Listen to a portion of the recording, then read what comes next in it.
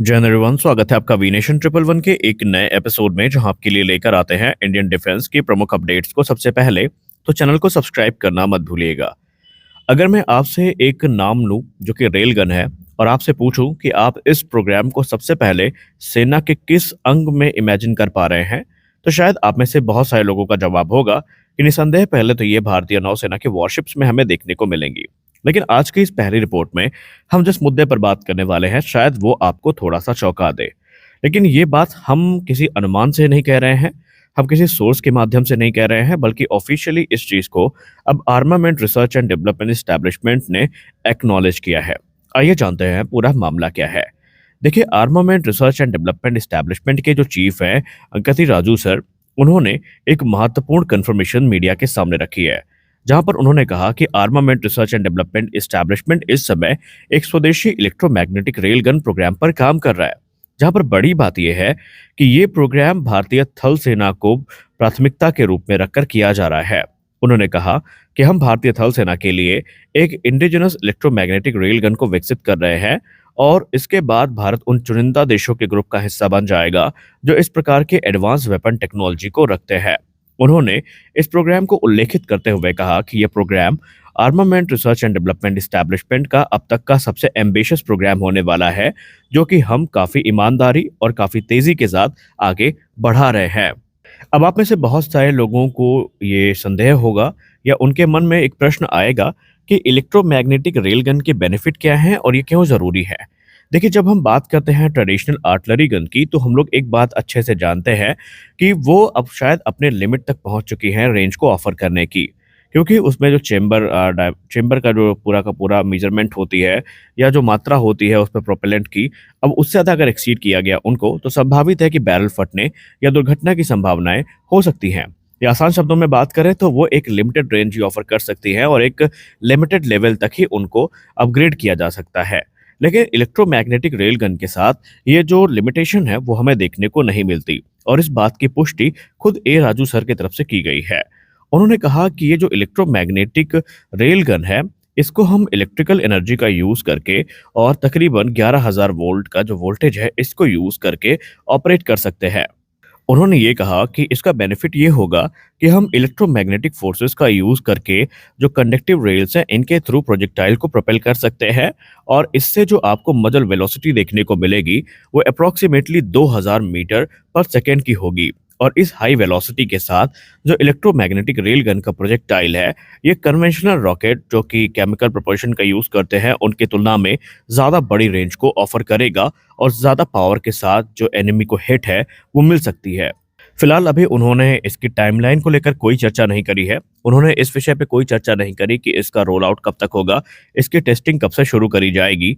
लेकिन aeronautical development establishment के तरफ से ये जो अभी चीज़ें सामने आई हैं, माफ कीजिएगा, एआरडीई की तरफ से जो अभी कंफर्मेशन सामने आई है, इसमें एक चीज तो स्पष्ट है कि भारतीय थल सेना का जो मॉडर्नाइजेशन प्रोग्राम है अब वो कन्वेंशनल मेथड से आगे बढ़ करके जो नेक्स्ट जनरेशन मेथड्स है उनके तरफ आगे बढ़ रहा है। और निस्संदेह ये भारत के लिए एक अच्छा सिग्नल है, क्योंकि एक तरफ जहां हम लोग इस समय advanced road artillery gun system, Pinaka MBRL और इसके अलावा सूर्यास्त्र जैसे जो सिस्टम है उन पर काम कर रहे हैं, तो वहीं भविष्य की टेक्नोलॉजी की टेस्टिंग भी शुरू कर दी गई है।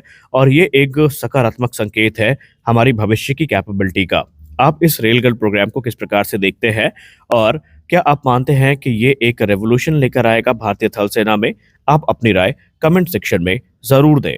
हमारी अगली बड़ी अपडेट आ रही है भारत इलेक्ट्रॉनिक्स लिमिटेड को लेकर के। भारत इलेक्ट्रॉनिक्स लिमिटेड की भूमिका हमारे स्वदेशी प्रोग्राम्स में कितनी महत्वपूर्ण होती है, खासकर जब हम बात करते हैं फाइटर जेट्स की, तो इससे हम इनकार नहीं कर सकते। और इसी बीच हमें तेजस मार्क टू और एडवांस मीडियम कॉम्बैट एयरक्राफ्ट के बहुत सारे कंपोनेंट्स की जो झलक है वो इस दौरान दिखाई गई है। हम बात कर रहे हैं एरोनॉटिक्स 2047 एग्जीबिशन की, जिस दौरान भारत इलेक्ट्रॉनिक्स लिमिटेड ने बहुत सारे कॉम्प्रिहेंसिव और फुली इंडिजिनस जो एविएशन स्टैक है, जो कि भारत के next generation combat aircraft programme, advance medium combat aircraft mark 1 और तेजस मार्क 2 प्रोग्राम से संबंधित है, उन्हें भारत इलेक्ट्रॉनिक्स लिमिटेड की तरफ से प्रदर्शित किया गया है। इस डिस्प्ले में ये चीज़ तो क्लियर हो गई है कि भारत इलेक्ट्रॉनिक्स लिमिटेड ने इस क्षेत्र में जो इंडिजिनस पुश है इसका एक प्रत्यक्ष प्रमाण हमारे सामने रखा है, जहां पर high and military aviation technology में भारत किस प्रकार से सेल्फ रिलायंस यानी आत्मनिर्भरता को प्राप्त कर रहा है, ये भी हमें देखने को मिला है। खासकर अगर हम बात करें fifth generation sensor fusion centric air combat की, तो वहां पर भारत इलेक्ट्रॉनिक्स लिमिटेड का जो अभी तक का सफर रहा है वो काफी उल्लेखनीय रहा है। इस इवेंट के दौरान भारत इलेक्ट्रॉनिक्स लिमिटेड ने एंड टू एंड जो एवियोनिक इकोसिस्टम है इसको डेमोन्स्ट्रेट किया है, जो कि एडवांस मीडियम कॉम्बैट एयरक्राफ्ट और तेजस मार्क टू की जो डिमांड है उसको पूरा करने के उद्देश्य से बनाए गए हैं। इस मामले से जुड़े एक अधिकारी ने मीडिया से बात करते हुए ये बताया कि जो भी सिस्टम यहाँ पर प्रदर्शित किए गए हैं वो स्टैंड एलोन सब सिस्टम नहीं है, बल्कि वो एक इंटीग्रेटेड डिजिटल आर्किटेक्चर का एक हिस्सा है, जो कि फिफ्थ जनरेशन डिजाइन फिलॉसफी पर आधारित है। अगर हम एवियोनिक स्टैक की बात करें जो कि डिस्प्ले करी गई हैं, तो इसमें हमें active electronically scan array radar panels यानी एसा रेडार पैनल्स दिखाए गए हैं। इसके अलावा हमें डिजिटल फ्लाइट कंट्रोल कंप्यूटर, जिसको आप DFCC मार्क टू के नाम से जानते हैं, ये प्रदर्शित किया गया है, जो कि एयरक्राफ्ट के फ्लाई बाय वायर सिस्टम का कोर होता है। वहीं भारत इलेक्ट्रॉनिक्स लिमिटेड ने इसके अलावा जो वेपन इंटरफेस कंप्यूटर है, जो कि basically on board sensor, mission computer और wide range of air to air और एयर टू ग्राउंड वेपन्स के बीच में कम्युनिकेशन स्टैब्लिश करने के लिए ज़रूरी होता है और उनको मैनेज करने के लिए ज़रूरी होता है, ये भी उनके तरफ से प्रदर्शित किया गया है।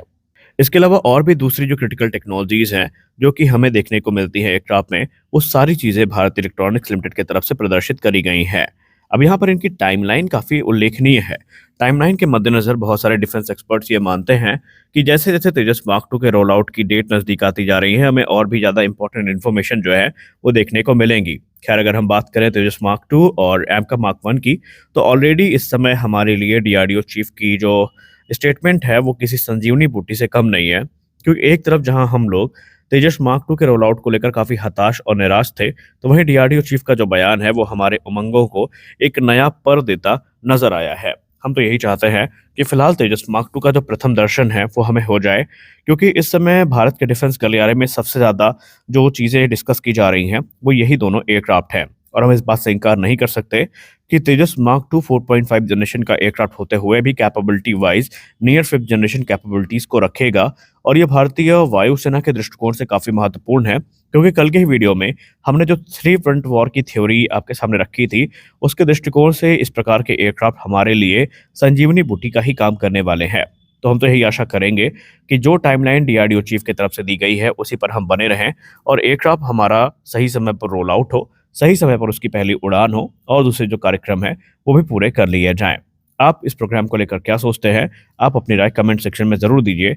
साथ ही साथ आप ये भी बताइए कि क्या आप मानते हैं कि तेजस मार्क टू को लेकर एक जो अविश्वसनीय टाइमलाइन रखी गई है उस पर HAL बनी रह पाएगी? तो मिलते हैं अगले वीडियो में कुछ और अपडेट्स के साथ। आशा करते हैं कि ये वीडियो आपको अच्छी लगी होगी। वीडियो अच्छी लगी, वीडियो को लाइक करिए, नए हैं चैनल को सब्सक्राइब करिए। मिलते हैं अगले वीडियो में कुछ और अपडेट्स के साथ। तब तक के लिए जय हिंद।